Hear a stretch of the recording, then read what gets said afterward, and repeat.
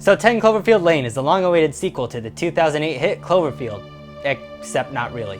It tells the story of a woman named Michelle who wakes up in a mysterious room after being the subject of a terrible car crash. Her captor tells her that she is in an underground bunker and that there has been a biological attack on the US, making the air above ground completely unbreathable. At least, that's what he tells her. Now it's up to Michelle to figure out if the danger is outside of the bunker or inside of the bunker. So I actually really like the first Cloverfield movie, and like many others, I've been waiting for a sequel for quite some time, seeing as how the last movie came out over 8 years ago. It's actually one of the few good examples of a good found footage movie. The found footage is actually used as a stylistic choice and not just a cheap gimmick like most of the found footage movies do. That being said, since it is found footage, most of the movie is just a whole lot of this.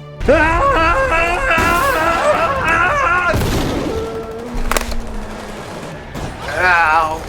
When this movie was announced, it shocked everyone since it was announced only 2 months ago, which never happens nowadays. This movie's announcement was more shocking than Spider-Man showing up in that Captain America Civil War trailer.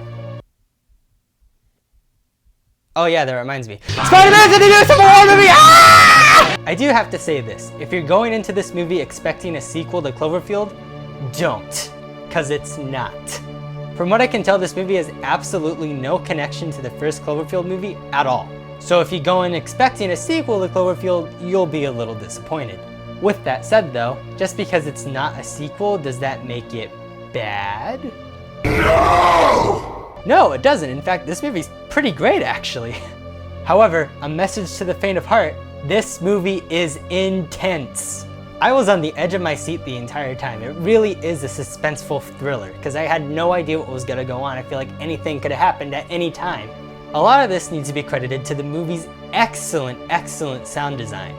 The song choices were all great, the musical score is also great, but just the sound effects are absolutely amazing.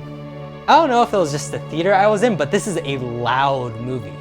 Everything from a car crash to a door opening, this movie is just loud, but it works because it actually scares you.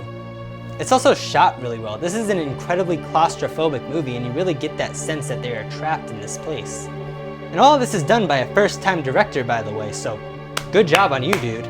And lastly, there are the performances. Mary Elizabeth Winstead is great, John Gallagher Jr. is great, but John Goodman, oh.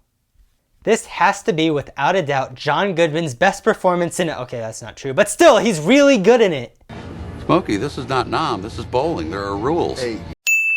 Normally, John Goodman plays very fun-loving characters, but here he is genuinely frightening.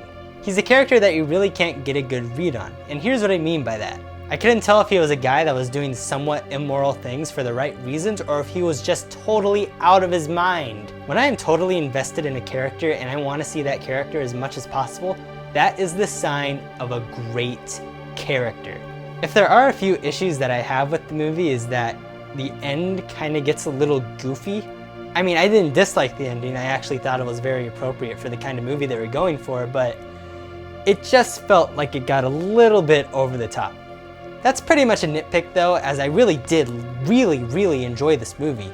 If I were to compare this to the first Cloverfield movie, I would say that this is better than the first Cloverfield movie, but like I said earlier, they're two very different movies, and I don't think it's fair to compare them. It would be like me saying The Godfather is better than The Notebook. While that is 100% true, it just doesn't make any sense because they're completely different genres.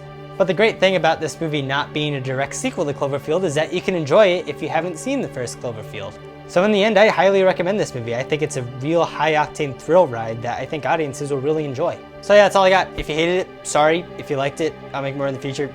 Maybe. I don't know. See you guys later.